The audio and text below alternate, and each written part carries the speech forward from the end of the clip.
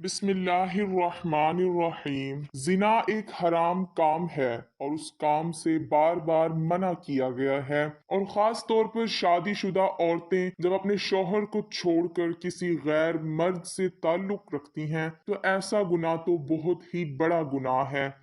बाज़-औक़ात गैर मर्दों के साथ बातचीत करने और दोस्ती को बहुत ही ज्यादा आम समझा जाता है, लेकिन दरअसल गुनाह की जानिब पहला कदम यही होता है। और यही हुआ एक ऐसी लड़की के साथ कि जिसने आंख खोली एक मुसलमान घराने में, लेकिन जहां पर वो रहती थी उस जगह काफिर थे, हिंदुओं की भरमार थी और वो लड़की उस जगह तन्हा अपने आप को महसूस करती। उसके घर वाले बहुत शरीफ थे, मजहबी घराना था। खास तौर पर उसके वालिद साहब अल्लाह के बहुत ही करीब थे, यानी इमाम मस्जिद थे। वो इस्लाम को अच्छा नहीं समझती थी और कहती कि दीन इस्लाम में औरत पर बहुत ज्यादा जबर है, आजादी ही नहीं है। खास तौर पर एक ऐसे दीनी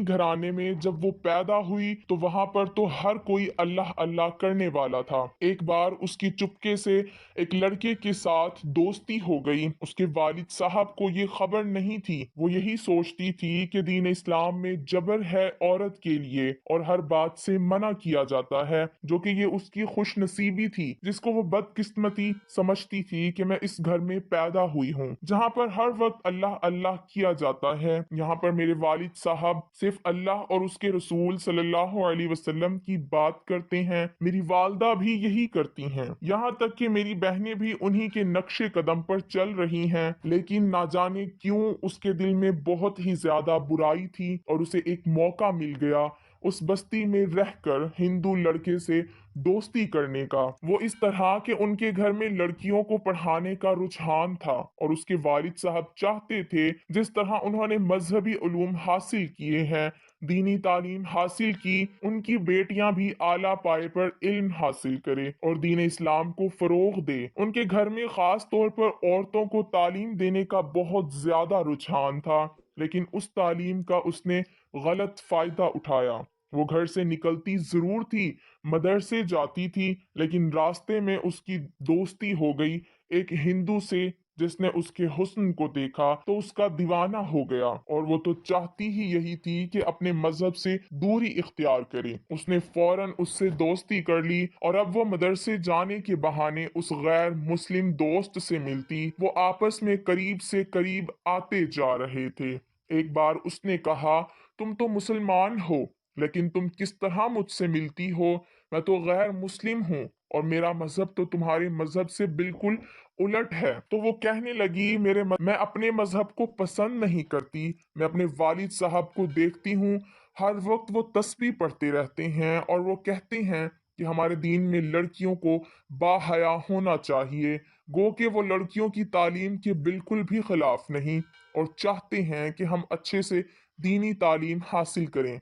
मेरा दिल नहीं लगता, ना जाने क्यों, जब से आंख खोली है और होश संभाला है, मेरे दिल में मेरा मजहब घर नहीं कर सका। तो वो लड़का कहने लगा, तुम क्या चाहती हो? लड़की बोली, मैं चाहती हूँ मजहब को छोड़ दूं। लड़का बोला, लेकिन तुम्हारे वालिद साहब नाराज नहीं होंगे? लड़की बोली, उनको कौन बताएगा कि मैं अपने मजहब से निकल चुकी हूँ। उस लड़के को तो गोया मौका मिल गया था कि एक मुसलमान लड़की एक मजहबी घराने की होने के बावजूद, यानी एक नेक अल्लाह वाली की बेटी होने के बावजूद अपने मजहब से निकलना चाहती है, गैर मुस्लिम होना चाहती है, तो उसके लिए बेहतरीन मौका था। उसने कहा, ठीक है, तुम अपने मजहब से बिल्कुल ही निकल जाओ और कभी भी आप नमाज नहीं पढ़ना और याद रखना कि खुदा की इबादत भी नहीं करना, क्योंकि एक खुदा नहीं है, इस पूरी दुनिया को बहुत सारे खुदा मिलकर चला रहे हैं। वो कहने लगी, तुमने सही कहा। उस लड़के ने कहा, सबसे पहले मैं तुम्हारी मुलाकात अपने खुदा से करवाता हूँ। एक बुत उसके घर में रखा हुआ था, जिसको वो बहुत मानता था। उसने कहा, मैं उनका मानने वाला हूँ, मैं उनसे जो मांगता हूँ ये मुझे वो दे देते हैं, मेरी हर ख्वाहिश पूरी हो जाती है। और देखो, जब से तुम्हें देखा है, जब से मैं तुम्हारे इश्क में गिरफ्तार हुआ हूँ, मैंने उनके ही आगे हाथ जोड़े थे और देखो तुम मेरे पास आ गई, बल्कि तुम मेरे मजहब में दाखिल होना चाहती हो। अब वो लड़की अपने बाप के सामने, अपने घर वालों के सामने तो बज़ाहिर मुसलमान बनी रहती, ढोंगी रहती, रचाती रहती, लेकिन मदरसा जाने के बहाने वो उसके घर चली जाती और वो लड़का वहां बैठकर अपने मजहब के मुतालिक उसे बताता। यहाँ पर घर वालों को झांसे दे रही थी कि मैं मदरसे जाती हूँ और वहां पर बहुत देर हो जाती है आने में, अपनी बहनों को भी अपने साथ लेकर नहीं जाती थी और वो रोज वहां से जाते जाते रास्ता बदल लेती थी और उस लड़के के साथ जाकर जिनाकारी करती। गर्ज के वो गुनाहों के दलदल में इतना डूब चुकी थी कि उसे ये खबर भी नहीं थी कि वो अपने आप को तबाह कर रही है। ना सिर्फ अपने आप को तबाह कर रही है, बल्कि दुनिया और आखिरत भी उसकी बर्बादी की तरफ जा रही है। वो जहन्नुम के गड्ढे में खुद को गिराने के लिए तैयार थी, बल्कि गिर ही चुकी थी। वो लड़का उसकी कमजोरी से फायदा उठा रहा था, वो मनमानी उसके साथ करता और वो हर रात उसके साथ गुनाह कबीरा करती और गुनाह कबीरा करके अपने घर आ जाती। एक बार उसके वालिद साहब को शक हुआ। उन्होंने कहा, बेटी, मुझे लगता है कि तुम्हारे साथ कुछ अलग मामला पेश आ रहा है। मुझे जरा बताओ कि तुम मदरसे जाकर क्या क्या सीखती हो और अब तुम पाबंदी के साथ मदरसे जाती भी हो और देर तक वापस आती हो। बेहतर यही है कि तुम मुझे सब कुछ सच बता दो। उसने कहा कि सच सुनने की ताब ला सकते हैं आप? वो कहने लगे, हाँ बिल्कुल। उसने कुरान खोले बगैर कुरान करीम की तवील सूरत मुबारका पढ़कर सुना दी और कहा, बताइए, अब इतनी लंबी सूरत में आपको सुना रही हूँ, पाबंदी से जाती भी हूँ और रात को देर तक वापस आती हूँ, मैं कुरान को हिफ्स कर रही हूँ। उसके वालिद साहब बहुत खुश हुए कि मेरी बेटी कोई भी गलत काम नहीं कर रही, बल्कि ये सच में कुरान की तालीम हासिल करने जा रही है। यहाँ पर आप सब हैरत ज़दा होंगे कि वो लड़की तो उस लड़के के साथ रहती है, फिर कैसे उसने कुरान की इतनी तवील सूरत मुबारका याद कर ली? वो इस तरह कि वो लड़का बहुत चालाक था। उसने कहा कि तुम मेरे पास आती हो, मेरे साथ रहती हो, बुत की इबादत भी करती हो, लेकिन तुम्हें अपना कुरान भी पढ़ना है। गो कि तुम अपने मजहब को पसंद नहीं करते, लेकिन तुम्हें कुरान को मुकम्मल याद करना है। कभी अगर तुम्हारे वालिद साहब ने तुम पर शक किया और अगर कभी फरमाइश की कि कुरान पढ़ने जा रही हो तो बताओ कौन कौन सी सूरतें याद हैं, तो कुरान की सबसे तवील सूरत सुना देना, वो चुप हो जाएंगे। कुरान पाक उसके हलक से ऊपर तक था, दिल में नहीं उतरा था। इसी वजह से याद तो कर लिया पर दिल पर कोई असर ना हुआ। यहाँ पर अपने वालिद को तो उसने चकमा दे दिया, लेकिन क्या अल्लाह ताला को भी वो धोखा दे सकती थी? हरगिज नहीं। मेरा रब तो तन्हाई में गुजारे हुए लम्हात बैठकर जो इंसान सोच रहा होता है तब भी उस बात को जानता है। वालिद को बेवकूफ बनाकर समझ रही थी कि मैं तो बरियुज़्ज़मा हो गई, अब मुझे कोई भी नहीं पकड़ सकता।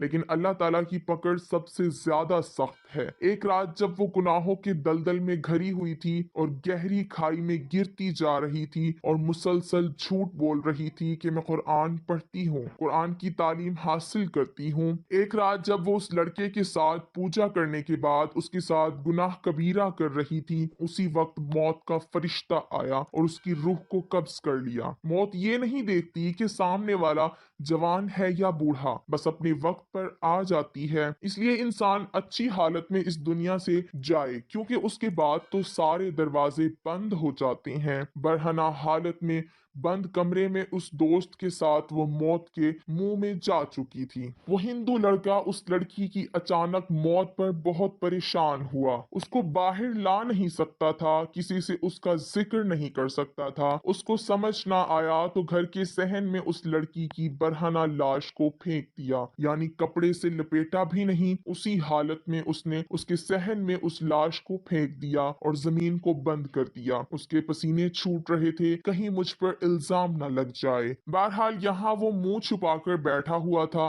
اور ادھر اس لڑکی کے والد سراپا حیرت بنے ہوئے تھے، پریشان تھے کہ بیٹی آ تو جاتی ہے، بے شک رات کو دیر سے آتی ہے، لیکن اب تک کیوں نہیں آئی؟ والد صاحب نے والدہ کو اطمینان دلایا کہ استاد اسے اکیلے میں قرآن کی صورتیں یاد کراتے ہیں، یہی وجہ ہے کہ بیٹی اب تک نہیں آئی۔ لیکن ماں کا دل گھبرا رہا تھا، وہ کہنے لگی مجھے کوئی اور ہی معاملہ لگتا ہے، آپ جائیے اور مدرسے میں جا کر معلومات حاصل کریں، میری بیٹی اب تک کیوں نہیں آئی؟ بہرحال آدھی رات کے وقت والد صاحب مدرسے پہنچے اور وہاں جا کر معلومات کی، پتہ چلا کہ ساری لڑکیاں تو جا چکی ہیں۔ انہوں نے کہا کہ میری بیٹی کو کون پڑھاتا ہے؟ کوئی معلمہ ہے؟ انہوں نے کہا کیا معلمہ مجھ سے بات کر سکتی ہے؟ باپردہ ہو کر وہ معلمہ ان کے سامنے آئی اور کہا کیا میری بیٹی آپ کے پاس دیر تک قرآن پڑھتی ہے؟ تو وہ حیرت سے انہیں دیکھنے لگی کہ کون سی بیٹی، کس کی بیٹی؟ آپ کی بیٹی کو آج تک میں نے یہاں نہیں دیکھا، لیکن وہ تو آتی تھی، حلیہ بھی میں نے آپ کو بتایا ہے۔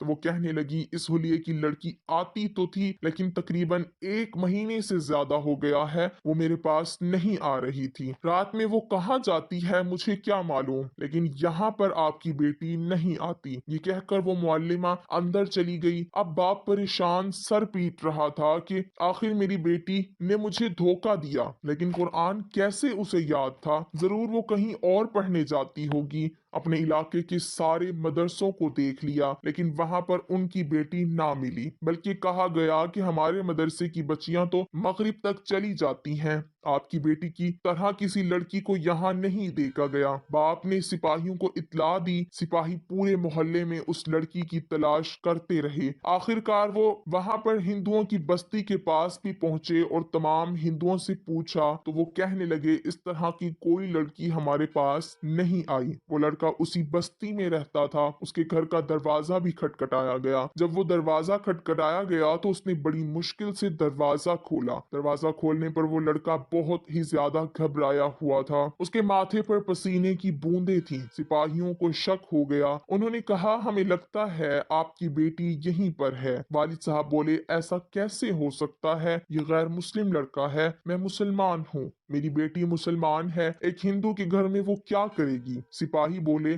دیکھیں کچھ خبر نہیں ہو سکتا، آپ کی بیٹی اندر ہو۔ خیر اس لڑکے کو ایک طرف ہٹا کر جب گھر میں داخل ہوئے تو وہاں کوئی بھی نہ تھا۔ اس لڑکے سے پوچھ گچھ ہوئی، کہا کہ بتاؤ کہاں ہے وہ لڑکی اور تم نے اسے مار کر کہاں پھینکا ہے؟ اس نے کہا میں نے اسے نہیں مارا، وہ تو خود مر گئی۔ اس لڑکے نے اپنے آپ کو بچانے کے لیے سچ کہہ دیا تھا، لیکن سپاہیوں نے کہا اگر وہ لڑکی اسی گھر میں ہے تو کہاں ہے؟ اس نے بتایا کہ گھر کے صحن میں نے اسے ڈال دیا ہے۔ باپ کو یہ سن کر صدمہ پہلے ہی ہو گیا تھا کہ اس کی بیٹی یہاں پر موجود تھی ایک غیر مسلم کے ساتھ، جہاں پر جگہ جگہ بتوں کی تصویریں لگی ہوئی تھیں۔ ایک بہت بڑا ثبوت اس کے کمرے میں تھا۔ وہ پہلے ہی صدمے سے دو چار تھا، اور جب یہ بات سنی کہ بیٹی اس لڑکے کے گھر میں مری ہے تو یہ سن کر اس کے ہوش اڑ گئے۔ سپاہیوں نے اس لڑکی کی وجہ سے صحن کھودنا شروع کیا۔ گڑھا زیادہ گہرا نہیں تھا، سامنے ہی جو منظر سب نے دیکھا اس منظر کو دیکھ کر سب کے رونگٹے کھڑے ہو گئے۔ اس کے جسم پر نہ کفن تھا نہ ہی کوئی کپڑا تھا، جبکہ اس لڑکی کے پوشیدہ چھپے ہوئے اعضاء مکمل طور پر گل سڑ چکے تھے، اور یہی نہیں اس کے جسم کو لپیٹا ہوا تھا ایک بہت بڑے سانپ نے۔ اس کی زبان باہر کو لٹکی ہوئی تھی اور اس کی زبان پر وہ سانپ بار بار ڈس رہا تھا۔ جب ایک بچھو چلتا ہوا آیا اور اس کے جسم کو کاٹنے لگا، وہ منظر سب دیکھ رہے تھے۔ یہ وہ عذاب تھا جو اس لڑکی پر زنا کے گناہ کی وجہ سے آیا تھا۔ شریف اور باحیا مرد اور عورت تو اس کا تصور بھی نہیں کر سکتے، اور وہ تو ایک ایسے دینی گھرانے سے تعلق رکھتی تھی کہ اس کا باپ ایک مسجد کا امام تھا، والدہ حیا کا پیکر تھیں۔ اب والد صاحب اپنی بیٹی کو ایسی حالت میں دیکھ کر تڑپ کر رہ گئے، پر وہ جانتے تھے کہ اب اس جگہ سے نکل نہیں سکتی۔ مجبوراً اسی جگہ اس کے جسم پر کپڑا ڈال دیا گیا، اور وہ سانپ اسے چھوڑ بھی نہیں رہا تھا۔ کیڑے مکوڑے اس کے جسم کو کھا رہے تھے، اسی جگہ اسے دفنایا گیا۔ آج بھی اس ہندو لڑکے کے گھر میں اس کی قبر موجود ہے، لیکن چیخوں کی آواز آتی ہے اور چیخ चीख कर कह रही होती है, मुझे बचा लो, मुझे बचा लो। इस गुनाह से जो मैंने किया है, उस गुनाह की सजा मुझे रोज मिलती है। मैंने झूठ बोला, गुनाह किया, उस लड़के को सिपाही पकड़ कर ले गए। गो के उसने उसे नहीं मारा था, लेकिन फिर भी उसने उसको बहकाया तो था। वो अजाब जिसकी सजा वो मरने के बाद भी भुगत रही थी। जिनाकारी हमारे मुआशरे में ऐब नहीं रही। हमारे नबी सल्लल्लाहु अलैहि वसल्लम ने फरमाया, हया ईमान की एक शाख है। यही वो ईमान है जो इंसान को इस किस्म के गुनाहों और फिर उन गुनाहों के अजाब से बचा लेती है। हर इंसान का दूसरे इंसान से एक पर्दा है, लेकिन इंसान इखलाकियात से गिर जाता है। वो समझता है कि इस्लाम में ये बातें हमें हमारी आज़ादी से रोकती हैं। आज़ादी ये नहीं कि आप किसी गैर महरम के साथ नाजायज ताल्लुकात रखें। अगर इस्लाम में औरत को बापर्दा होने का हुक्म दिया गया है तो ये उसकी हिफाजत के लिए है। अल्लाह ताला हम सबको ऐसे गुनाह कबीरा से बचाए। आमीन।